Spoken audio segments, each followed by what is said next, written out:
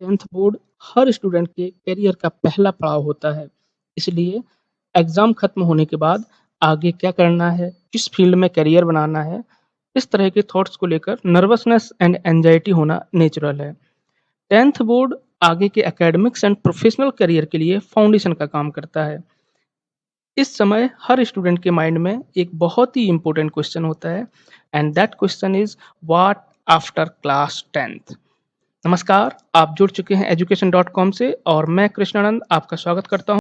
तो आज के इस वीडियो में हम career options after class 10th के बारे में डिस्कस करेंगे।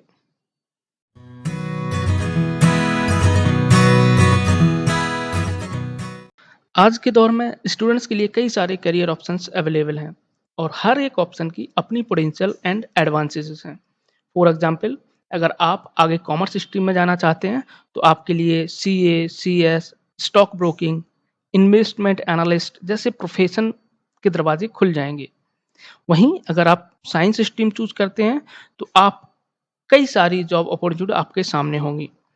लेकिन चूज क्या करना है, ये डिसीजन लेना कई सारे स्टूडेंट्स के लिए बहुत ही कंफ्यूजिंग और टफ हो जाता है। आपको वही चूज करना है जो आप पसंद करते हैं और जिस पर आपकी पकड़ भी अच्छी है।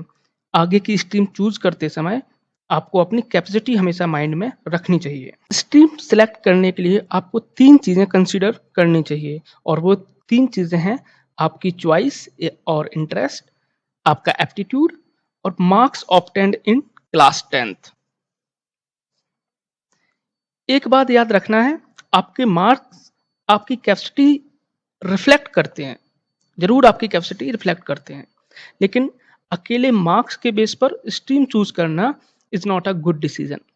स्ट्रीम चूज़ करना एक बहुत ही इम्पोर्टेंट डिसीजन है। मैं आपको कुछ बेसिक स्टेप बता रहा हूँ, जिनको फॉलो करके आप अपना राइट डिसीजन ले सकते हैं। तो सबसे पहले स्टेप के बारे में हम बात करते हैं। तो सबसे पहला स्टेप है एप्टीट्यूड एंड इंटरेस्ट। इस स्टेप में आपको अपने interest, aptitude, strengths and personality को जानना है।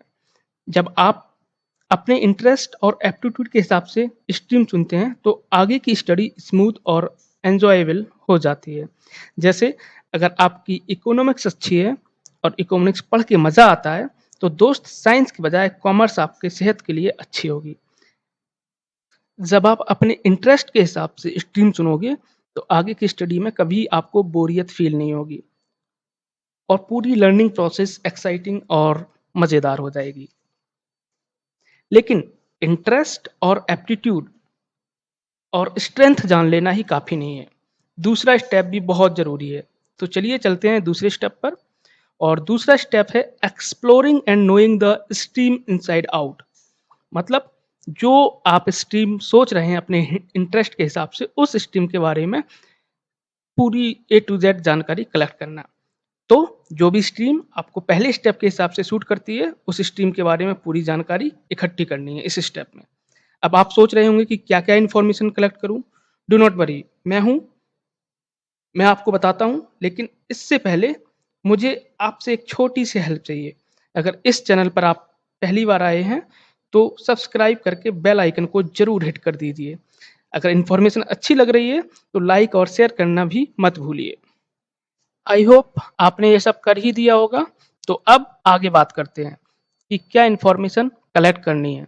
तो आपको पता करना है सबसे पहला उस स्ट्रीम के इम्पोर्टेंट सब्जेक्ट्स, उस पर्टिकुलर स्ट्रीम का education board, available career paths, scope and difficulty level. For example, आपका इंटरेस्ट साइंस स्ट्रीम में है तो आपको पता करना है कि कौन-कौन से सब्जेक्ट्स होते हैं साइंस स्ट्रीम में। Group with in the science stream like maths group होता है, दूसरा बायो ग्रुप होता है। Level of difficulty of the subjects and types of examination कौन-कौन से प्रैक्टिकल एग्जामिनेशन भी होते हैं, उसमें रिटन एग्जामिनेशन भी होते हैं, एज वेल एज कौन-कौन से आगे कॉम्पिटिटिव एग्जाम्स आपको फेस करने होंगे। तो ये सारी चीज़ें आपको उस पर्टिकुलर स्ट्रीम के बारे में कलेक्ट करना हो। तो इस तरह की जानकारी इकट्ठी करनी है। इसके लिए आप अपने टीचर्स, सीनियर्स से ज़रूर डिस्कस करें, जो सेम स्ट्रीम में पढ़ रहे हैं, जिसमें आपका इंटरेस्ट है। अब जो last but not the least step है, उसको जान लेते हैं। थर्ड स्टेप बहुत ही इम्पोर्टेंट स्टेप है और वो है रिसर्च द करियर प्रॉस्पेक्ट्स। मेरे हिसाब से ओनली पैशन या इंटरेस्ट के बेस पर स्ट्रीम चूज़ करना कभी भी समझदारी नहीं है। जो कोर्स आगे हम करेंगे उसमें क्या-क्या करियर अपॉर्च्युनिटीज़ हैं, ये पता होना बहुत ही ज़रूरी है। पर्टिकुलर स्ट्रीम के करियर अपॉर्च्युनिटीज़ को जानने के लिए आप इंटरनेट की हेल्प ले सकते हैं, अपने टीचर, सीनियर से डिस्कस कर सकते हैं या फिर फील्ड ट्रिप भी कर सकते हैं। या फिर आप नीचे कमेंट कर सकते हैं कि किस स्ट्रीम के करियर प्रोस्पेक्ट्स की जानकारी चाहिए। जिस भी स्ट्रीम के सबसे ज़्यादा कमेंट्स होंगे, मैं उस स्ट्रीम के करियर अपॉर्च्युनिटीज़ पर एक नया वीडियो ज़रूर आपकी खिदमत में पेश करूँगा।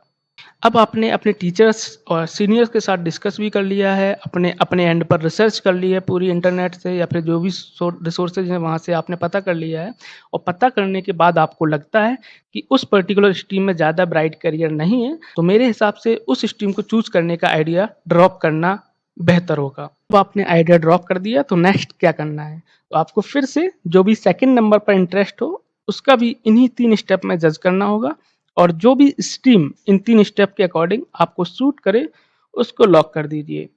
वीडियो काफ़ी बड़ा हो रहा है। आई होप ये सारी इन्फॉर्मेशन आपको काफ़ी हेल्प करेगी। अगर कोई भी प्रश्न, क्वेश्चन, शंका है, तो नीचे कमेंट बॉक्स आपके लिए हमेशा ओपन है। आज के लिए इतना ही। टेक केयर, फिर मिलेंगे नेक्स्ट वीडियो में।